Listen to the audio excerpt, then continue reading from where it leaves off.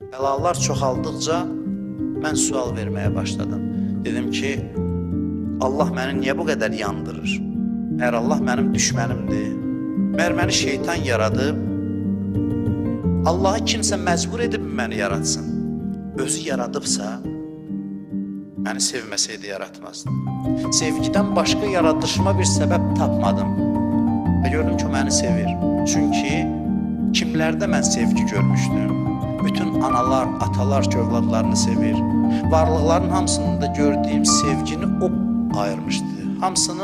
Hamısına onun ayırdığı sevgi payıyla sevirlər.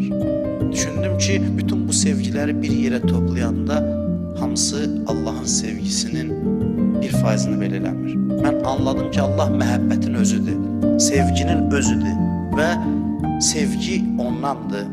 Kimlərə sevgi payı düşübsə, onun vasitəsilə düşüb.